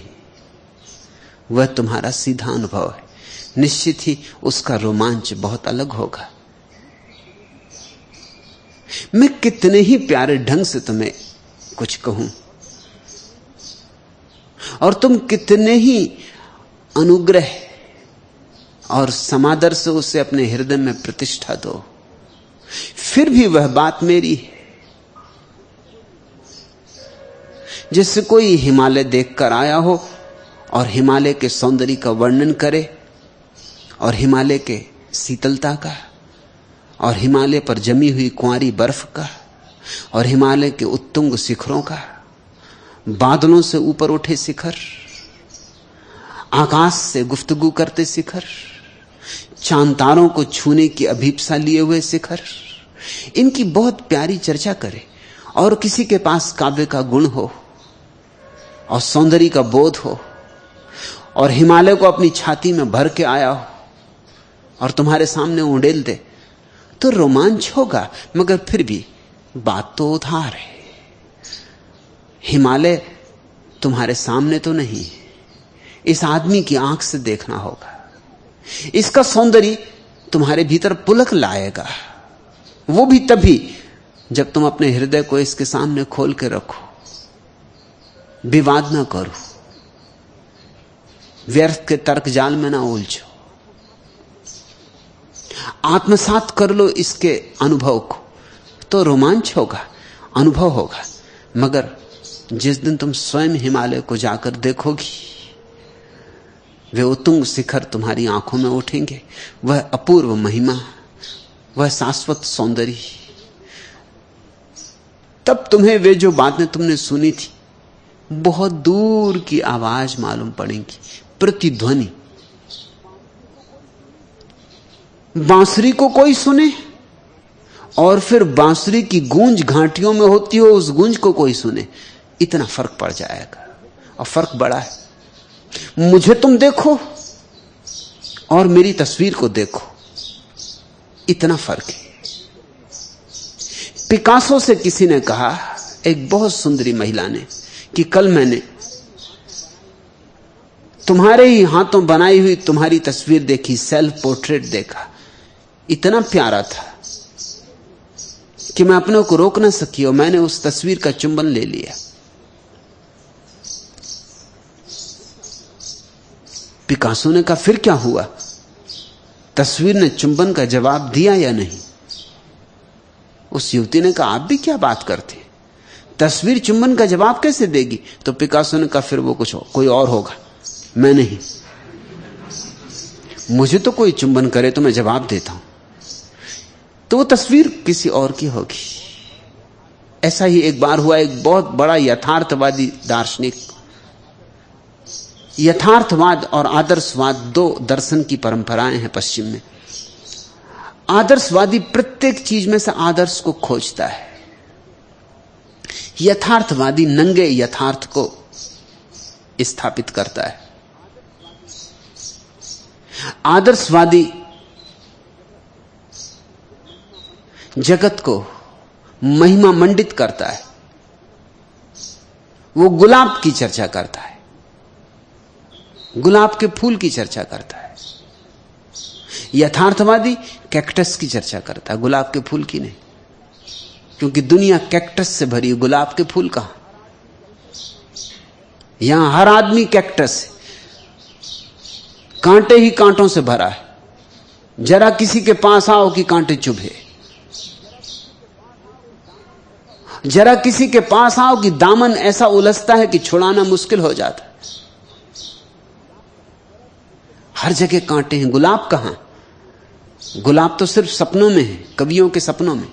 तो वो यथार्थवादी पिकासो के पास आया था और कहने लगा कि तुम्हारे चित्र यथार्थवादी नहीं। तुम न मालूम कैसे चित्र बनाते हो? पिकासो निश्चित ही जो चित्र बनाता था वो कोई फोटोग्राफ नहीं थे, कैमरा से लिए गए। कैमरा में और चित्रकार में यही तो फर्क है, नहीं तो फर्क क्या? जब पहली दफा कैमरे का आविष्कार हुआ तो दुनिया के चित्रकार बहुत डर गए थे कि हमारी तो मौत हो गई, हमारा धंधा गया। कैमरा तो हमसे अच्छे ढंग से चित्र बना देगा, लेकिन धंधा मरा नहीं, बल्कि धंधे ने नई गरिमा ले ली, नया आयाम ले लिया। चित्रकार चित्र को बनाता है तो तुम्हारे भावों को भी पकड़ता है, तुम्हारी संभावनाओं को भी पकड़ता है, तुम्हारे छिपे हुए रहस्यों को भी पकड़ता है। सिर्फ तुम्हारे ऊपर की बाह्य रूपरेखा को नहीं, जैसा कि कैमरा पकड़ता है। कैमरा तो बाह्य रूपरेखा पकड़ता है, बस उतना ही उसका काम है। पिकासो ने कहा कि मैं लोगों की सिर्फ रूपरेखा नहीं पकड़ता, ये तो कैमरा ही कर देगा। मैं तो बहुत कुछ और पकड़ता हूं जो कैमरा नहीं पकड़ सकता। वही तो चित्रकार की खूबी।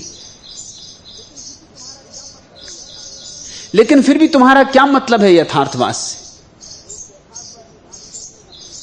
तो उस यथार्थवादी दार्शनिक ने अपनी डायरी निकाली, डायरी में रखा हुआ अपनी पत्नी का चित्र निकाला और कहा, ये देखो, तुमने मेरी पत्नी का चित्र बनाया है, वो मेरी पत्नी जैसा लगता ही नहीं।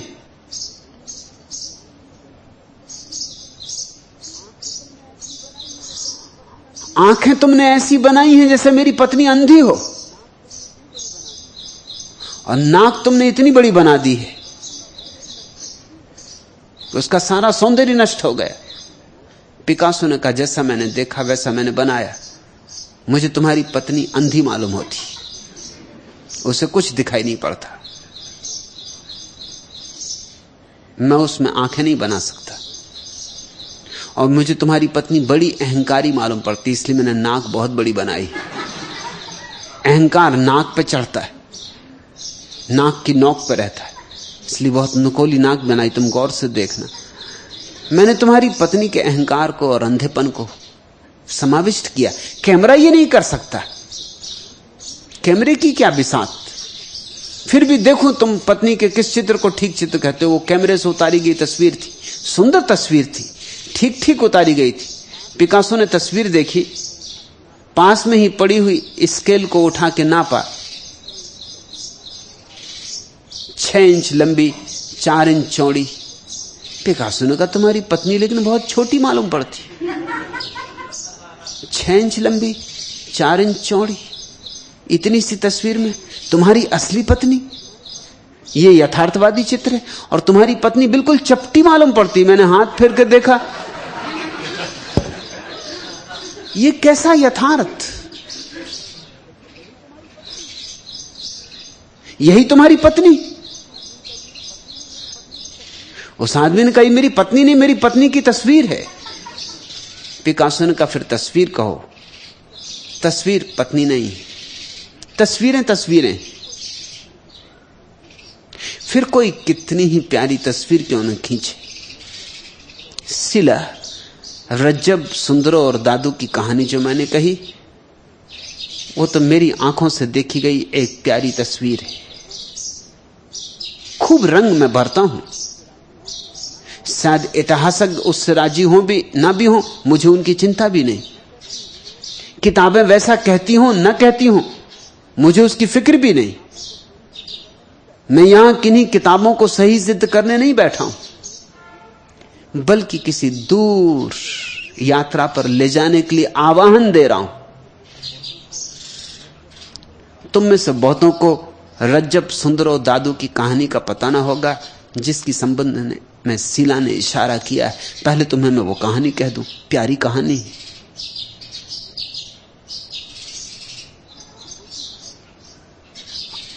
अंबुजी भाई दीवान ने प्रश्न पूछा था, इसलिए वो कहानी कहनी पड़ी। उन्होंने प्रश्न पूछा था कि भोजन करते वक्त चर्चा चल पड़ी और किसी ने मुझसे कहा कि जब दादू की मृत्यु हुई तो उनके दो शिष्य रज्जब और सुंदरो बड़ा अनूठा व्यवहार किए। रज्जब ने तो आंखें बंद कर ली और फिर कभी आंखें नहीं खोली,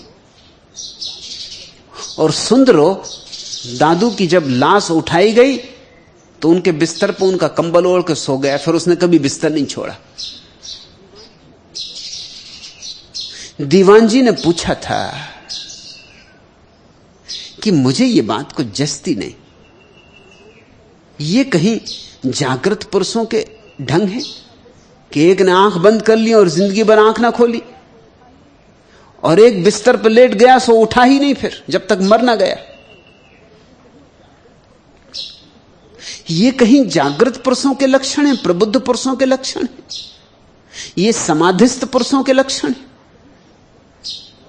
ये तो बड़ा आसक्ति, बड़े मोह से ही संभव हो सकता है।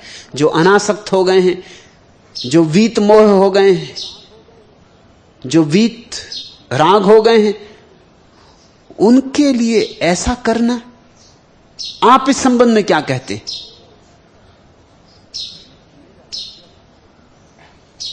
मेरा रज्जब और सुंदरों से लगाव है। दादू के बहुत शिष्य थे। दादू उन धन्यभागी गुरुओं में से एक हैं जिनके बहुत शिष्य थे और अनूठे शिष्य थे।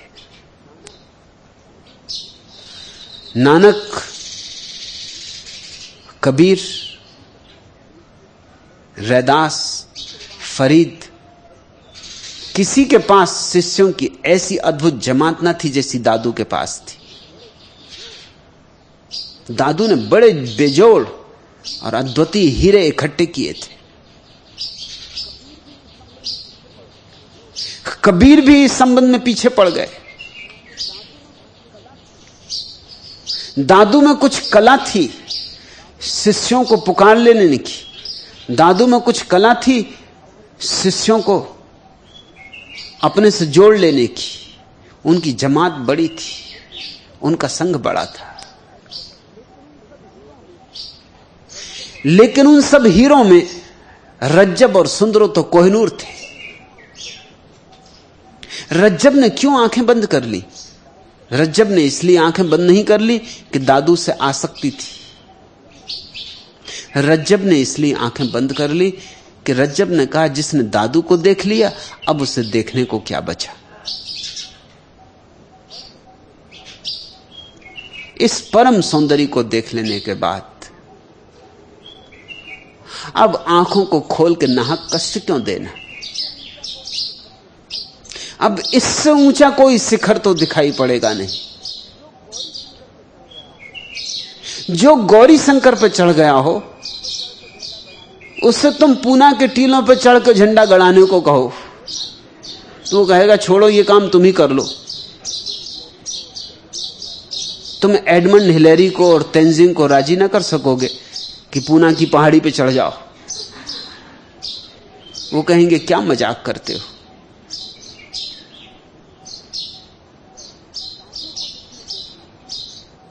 दादू को जिसने देखा भर गया मन। इससे न परम सौंदर्य हो सकता है, न परम प्रसाद हो सकता है। रज्जब ने आंखें इसलिए बंद नहीं की कि आसक्ति थी, नहीं।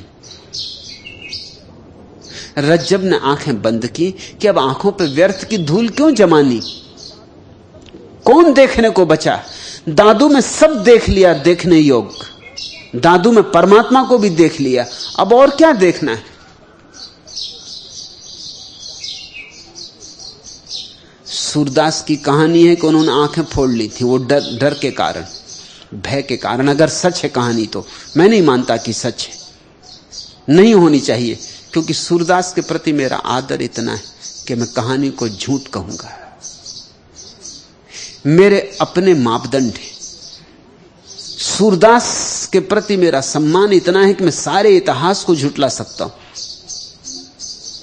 नहीं, ये कहानी सच नहीं हो सकती, क्योंकि अगर ये कहानी सच हो तो सूरदास की सारी गरिमा मिट्टी में मिल जाती। ये कहानी झूठ होनी ही चाहिए। एक सुंदर स्त्री को देखकर डर के कारण सूरदास आंखें फोड़ लें कि आंखें रहेंगी तो आसक्ति रहेगी, वासना जगेगी। क्या तुम सोचते हो अंधे आदमी में वासना नहीं होती? तो अंधे फिर धन्यभागी, फिर उन पर दया मत करो, दया खुद पे करो कि भगवान ने तुम्हें अंधा नहीं बनाया। फिर तो अंधों की पूजा करो, उनकी आंखों का इलाज मत करवाओ। फिर डॉक्टर मोदी से प्रार्थना करो कि ये जो तुम करते हो नेत्र चिकित्सा यज्ञ बंद करो। कहां बेचारे धन्यभागी पुण्यात्माओं को तुम वापस संसार में घसीट रहे हो। अंधे कोई ज्ञान को उपलब्ध नहीं हो जाते, न वासना से मुक्त हो जाते। अंधे तो और भी तड़फड़ाते हैं वासना से। तुम्हारे पास तो कम से कम आंख तो है, आंख भी तृप्ति देती है, क्योंकि आंख भी तो अनुभव का एक ढंग है, आंख भी तो छूने का एक उपाय है। और आंख बंद कर लोगे इससे क्या होगा? तुम ही खुद आंख बंद करके देखो। जिन तस्वीरों के डर के कारण तुमने आंख बंद कर ली है, वही तस्वीरें और सुंदर होकर प्रकट होंगी, होने ही वाली।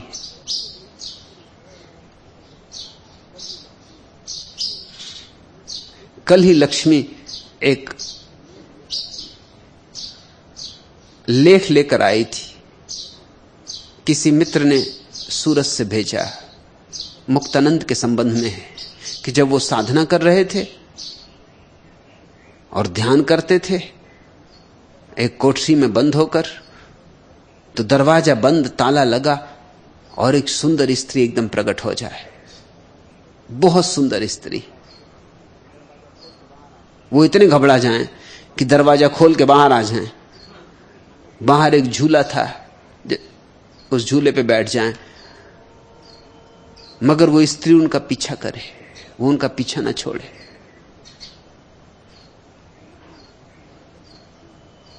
तो जिन मित्र ने भेजी है वो अखबार की कटिंग, उन्होंने पूछा है कि इसका क्या रहस्य, इसमें कुछ रहस्य? तो सीधी सादी बात है, दबाई हुई वासना है, न तालों से रोकी जा सकती, न दीवालों से रोकी जा सकती। कोई स्त्री वगैरह नहीं आ रही। जरा मुक्तानंद अपनी तस्वीर तो आईने में देखे, कौन सुंदर स्त्री।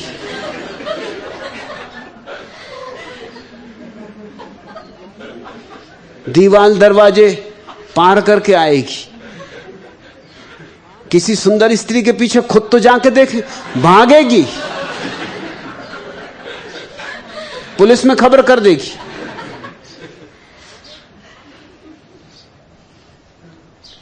नहीं, अपनी ही दबाई हुई वासना। मगर उन्होंने कहानी इसलिए लिखी कि इस तरह से ऋषि मुनियों के जीवन में सदा होता रहा, सो वो भी ऋषि मुनि हो गए। वो ऋषि मुनि भी इन्हीं जैसे थे। इससे मुक्तानंद की ऊंचाई नहीं बढ़ती, इससे केवल ऋषि मुनियों की ऊंचाई गिरती, और कुछ नहीं होता। इससे सिद्ध होता है कि तुम्हारे तथाकथित ऋषि मुनियों में भी अधिकतर वासनाग्रस्त, अपनी वासना को दबाए हुए लोग थे। अप्सराएं आ रही उनको सताने के लिए, जैसे अप्सराओं को और कहीं कोई सुंदर व्यक्ति मिल नहीं सकते।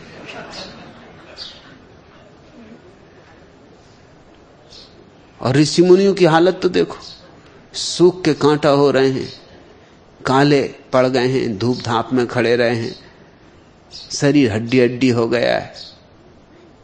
इन जीर्ण जरा कंकालों के लिए अप्सराएं आती स्वर्ग से। इंद्र से मन नहीं भरता, इंद्राणी इनकी तलाश करती आती। सिर्फ दबी हुई वासना और कुछ भी नहीं। सूरदास ने आंखें नहीं फोड़ ली डर के कारण। हां, यह मैं मानता हूं कि हो सकता है आंखें बंद कर ली हो जिस दिन परमात्मा देखा हो उस दिन, फिर देखने को कुछ ना रहा हो, जैसे रज्जब को हुआ। रज्जब ने तो साक्षात दादू में परमात्मा को उठते बैठते चलते बोलते सब तरह से देखा था।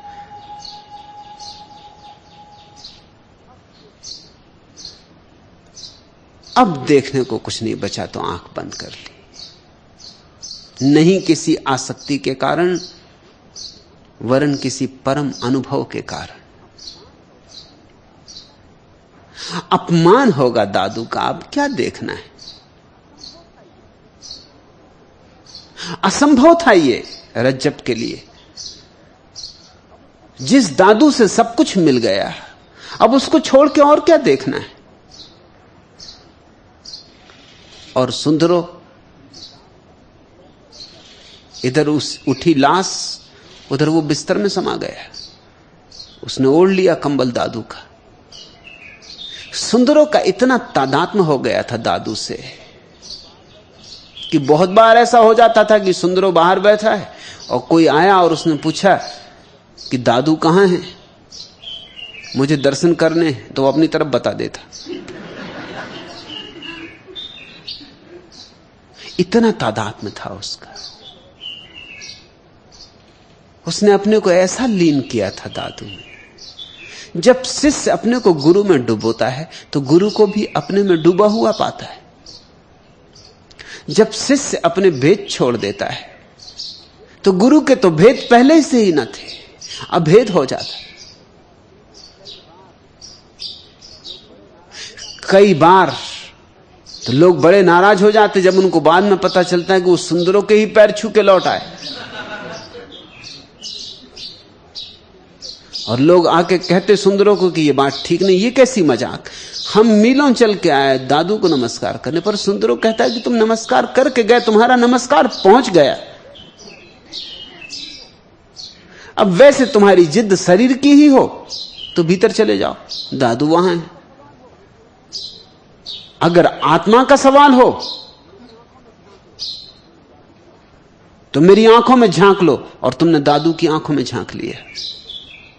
इसलिए दादू की तो लोग अर्थी ले चले, सुंदरो उनकी अर्थी में भी नहीं गया। वो बिस्तर पर लेट रहा, जैसे रास्ते देखता हो इतने दिन से कि हटो भी अब, यानी अब हम कब तक बिस्तर के बाहर ही रहें।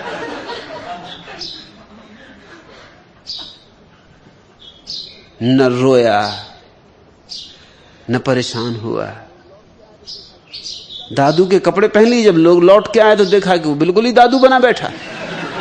दादू के कपड़े, दादू का कंबल, वही रंगढंग। और उस दिन से लोगों ने देखा कि उसकी वाणी में भी वही बात आ गई जो दादू की वाणी में थी। उसके आसपास भी वही प्रसाद, वही सुगंध बिखरने लगी जो दादू में थी। और उसने अपना नाम ही नहीं बचाया। सुंदरो तो छोड़ ही दिया उसने। उसके बाद उसने जो पद लिखे हैं उसमें वो दादू का ही वो लोग करता है, कहे दादू लिखता है सुंदरो, लेकिन पद में जोड़ता है कहे दादू। लोगों ने उससे कहा भी कि इससे बड़ी मुश्किल होगी, पीछे लोग तय न कर पाएंगे कि कौन से वचन दादू के कौन से सुंदरों के। उसने कहा तय करने की जरूरत ही क्या, सभी वचन उनके। सुंदरो है कहां? सुंदरो कब का गया? सुंदरो पहले दिन ही मैं उनके पैरों में गिरा था, उसी दिन चला गया। तुमको देखने में देर लगी बात, और मैं तो उसी दिन समझ गया कि अब इस आदमी के सामने क्या टिकना, इस आदमी के साथ क्या बचना, इससे क्या अलग थलग रहना। इसके साथ तो एक हो जाने में मजा है। बूंद मेरी उसी दिन सागर हो गई। तुम मानो या ना मानो, लेकिन जब बूंद सागर में गिरती तो सागर हो जाती है। सुंदरो नहीं बचा है, यही उसका सौंदर्य था। दादू ने उसे सुंदरों का नाम दिया था, यही उसका सौंदर्य था, उसका समर्पण समग्र था।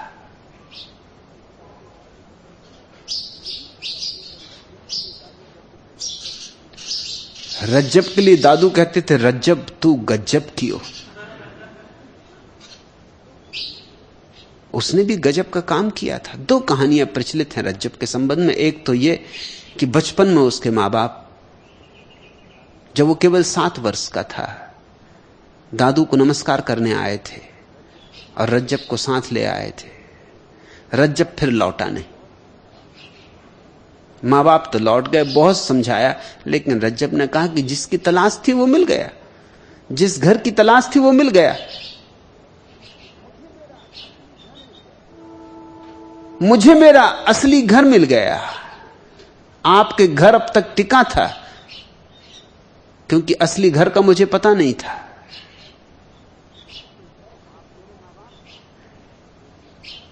आप मेरे मां बाप थे क्योंकि मुझे असली मां बाप का पता नहीं था। अब नहीं जाऊंगा। इसलिए दादू कहते हैं, रज्जब तू गज्जब की हो, 7 साल का बच्चा। दूसरी कहानी है कि रज्जब की बारात निकली। वो दूल्हा बन के विवाह करने जा रहा है। ठीक बारात पहुंच गई गांव में। दुल्हन के घर शहनाई बज रही है, मेहमान इकट्ठे हो गए, स्वागत की तैयारी हो रही, बैंड बाजे बज रहे हैं। फूलों से लदा हुआ रज्जब का घोड़ा, रज्जब शान से घोड़े पे बैठा है और बीच रास्ते पर दादू आके खड़े हो गए, घोड़े की लगाम पकड़ ली। रज्जब ने एक क्षण उनकी आंखों में देखा, घोड़े से उतर के उनके पैरों पर गिर पड़ा और बारातियों से कहा, वापस जाओ, जिससे विवाह होना था वो यहीं आ गया। रज्जब तू गज्जब की हो। ये 2 कहानियां प्रचलित हैं।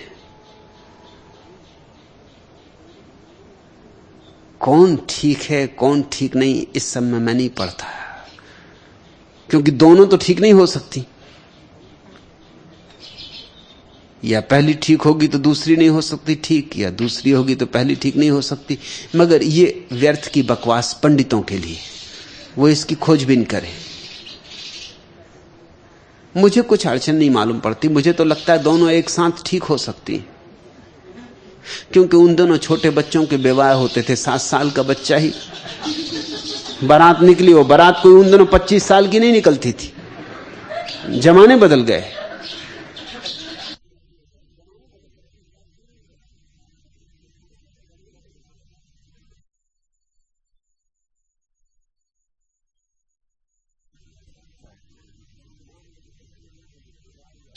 मेरी मां मुझसे कहती, उनका जब विवाह हुआ तो 9 साल की कुल उनकी उम्र थी।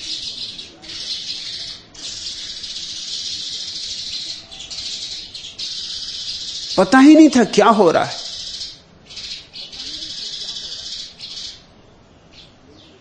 और सारा गांव इकट्ठा है, सारे लोग बाहर हैं, सिर्फ मेरी मां को ही लोग बाहर नहीं जाने दे रहे। और उसकी बेचैनी, क्योंकि घोड़े पर सवार होकर दूल्हा आया, उसको भी देखना।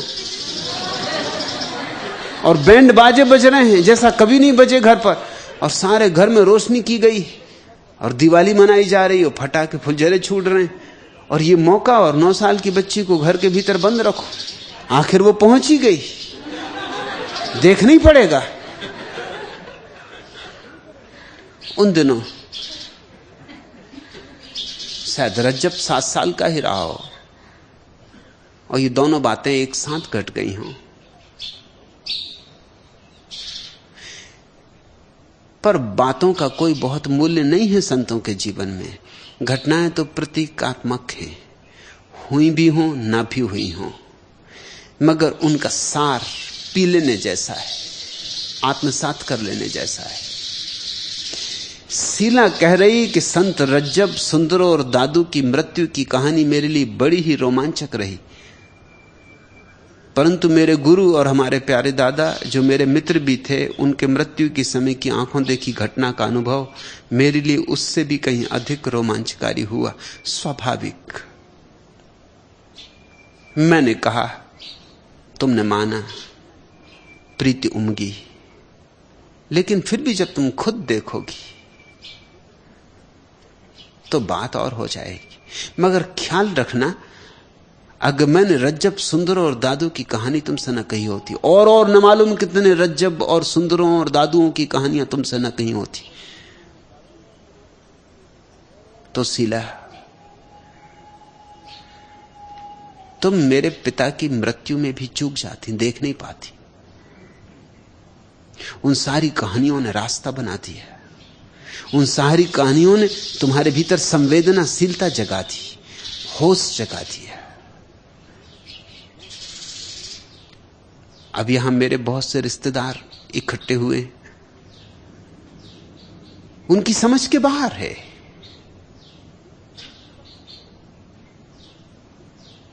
मेरे बहन के एक पति कैलाश ने लिखा है कि आप कितना ही कहें कि ये उत्सव मनाने का क्षण है, मैं नहीं मान सकता। कैसे मानोगे? सन्यासी नहीं हो। मेरे रंग का तुम्हें कोई अनुभव नहीं है, मुझ में डूबे नहीं हो।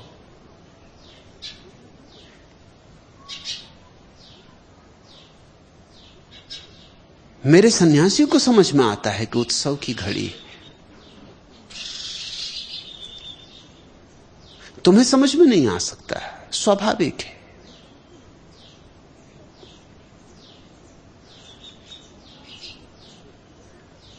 दूसरे एक रिश्तेदार ने लिखा है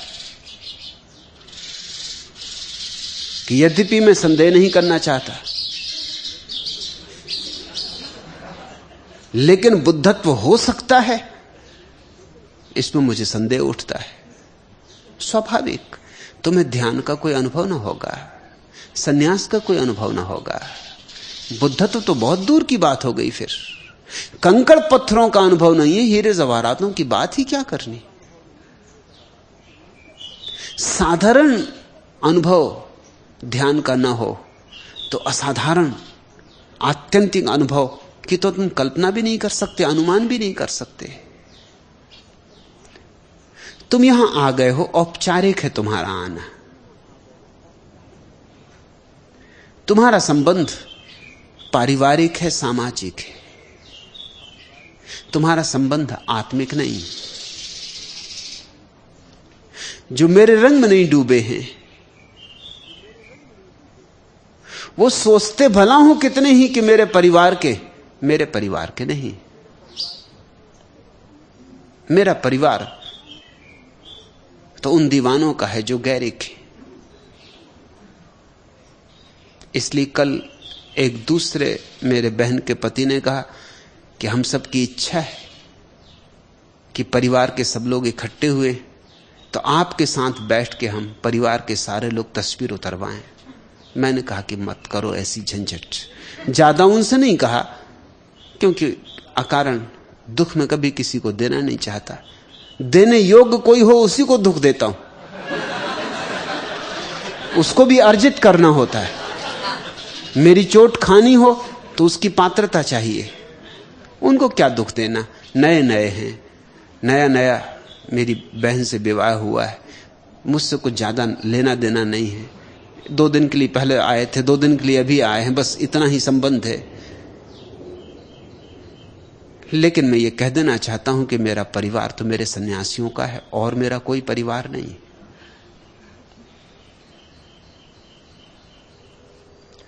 मेरे परिवार में संयुक्त होने का तो एक ही उपाय है, और वह है मैं जिस यात्रा पर ले चल रहा हूं लोगों को, उस यात्रा में सम्मिलित हो जाओ। सिला इसलिए तुझे अनुभव हो सका, संवेदनशीलता निर्मित हुई है। सिला भी मेरे पास ऐसे आके डूब गई जैसे रज्जब डूब गया था दादू के पास आकर। सिला तू गज्जब की हो।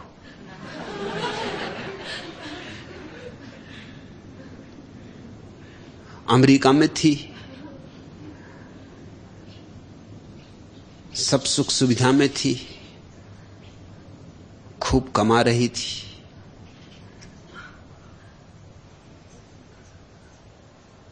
और मुझसे मिलने तो आकस्मिक रूप से आई थी, और वैसे ही जैसे रज्जब मां बाप के साथ मिलने चला गया था।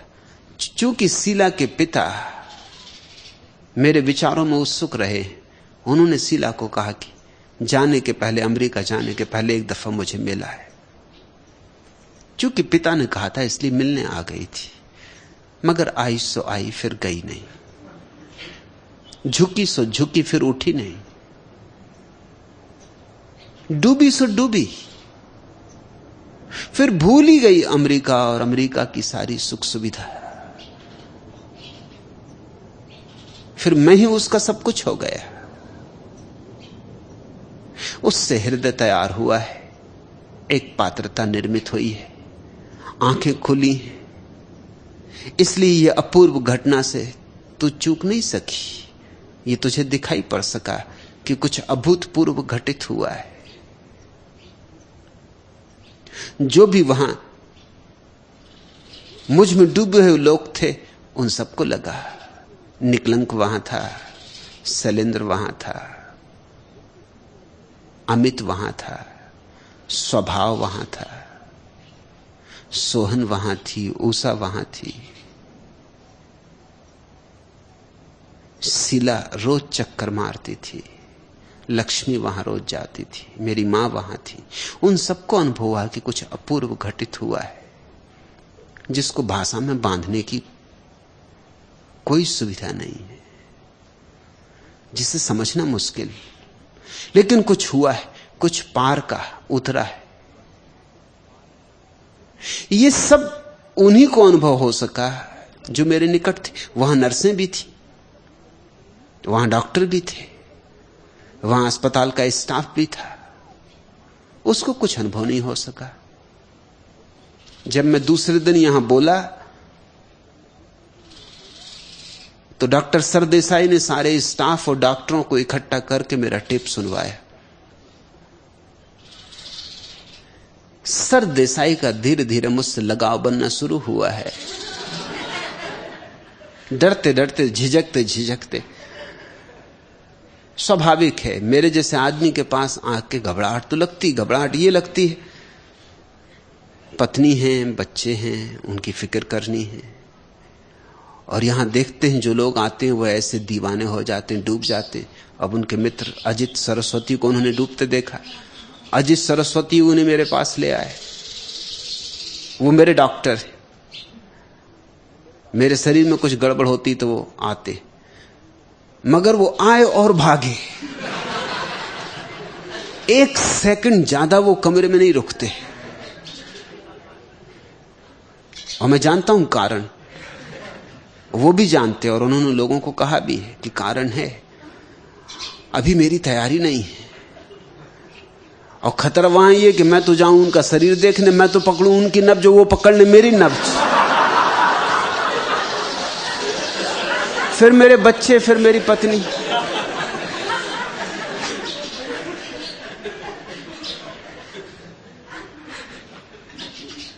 उनको थोड़ा थोड़ा कुछ भान था, कुछ हुआ, धुंधला धुंधला, बहुत दूर की आती ध्वनि, लेकिन साफ नहीं।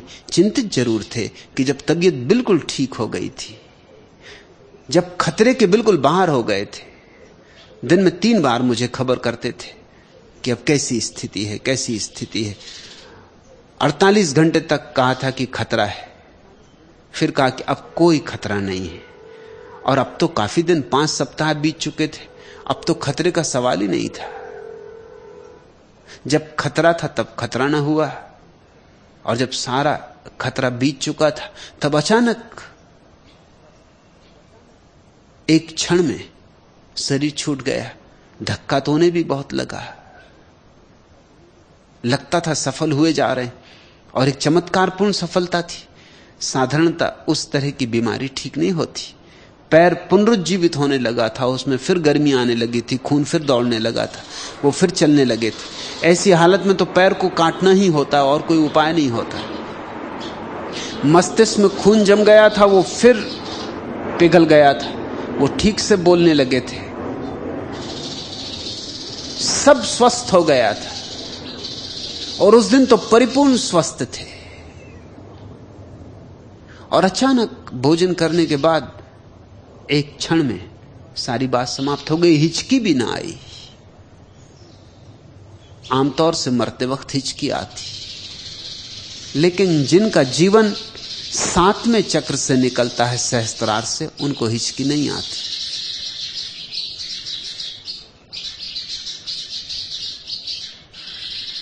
जिनका जीवन, जिनका प्राण सहस्त्रार से 7वें चक्र से विदा होता है, वे दोबारा जगत में वापस नहीं लौटते, और उनकी विदाई का क्षण अपूर्व होता है। इसलिए बहुत से मित्रों ने लिखा है, वैराग्य वहां मौजूद था, और उसने लिखा कि मैं और भी मृत्युओं में मौजूद रहा हूं, लेकिन जब भी मैंने मृत्यु कहीं देखी तो बहुत भारीपन छाती पर उतर आया, बड़ी उदासी, बड़ी बेचैनी। लेकिन यहां तो उल्टा ही हुआ। मृत्यु घटी तो मेरा सारा भार समाप्त हो गया, मैं इतना हल्का फुल्का हो गया जैसा मैं कभी भी ना था। और वहां एक ताजगी थी और एक हवा थी, एक और ही लोक की हवा, जैसे मृत्यु घटी ही नहीं है, जैसे महाजीवन घटा है। जो मुझसे जुड़े हैं, जिन्होंने ध्यान अनुभव किया है, मैं जो तुमसे निरंतर कह रहा हूं, जिन्होंने उसे जाना है, जो मेरे साथ तादात्म्य कर लिए, जो या तो रज्जब हो गए या सुंदर हो गए, वे ही मेरे परिवार के। और जिनको भी मेरे परिवार का होना हो, उनके लिए द्वार खुले हैं, निमंत्रण। लेकिन औपचारिकता से मेरे परिवार का कोई संबंध नहीं। शीला तो कहती, इससे मेरी आंखें मधुर आंसुओं से भर जाती। निश्चित ही आंसू तो आएंगे, क्योंकि फिर दोबारा तू उन्हें न देख पाएगी। आंसू तो आएंगे क्योंकि दोबारा अब वैसा सौम्य और सरल और वैसा स्वाभाविक और नैसर्गिक व्यक्ति खोजना मुश्किल होगा। एक व्यक्ति जैसा दूसरा व्यक्ति होता भी नहीं। इसलिए जो बात विदा हो गई, आकाश में सुगंध होकर उड़ गई, उसे अब दोबारा मुट्ठी में पकड़ने का उपाय नहीं। इसलिए आंसू तो आएंगे, लेकिन चूंकि तू समझती है, तुझे बोध है, इसलिए आंसू भी मधुर होंगे, मीठे होंगे। उनमें आनंद का स्वर होगा, उनमें आनंद के घूंघर बजते होंगे। रो भी तो आनंद से रो, रो भी तो नाचते हुए रो। तुम्हारे आंसू भी फूल हों,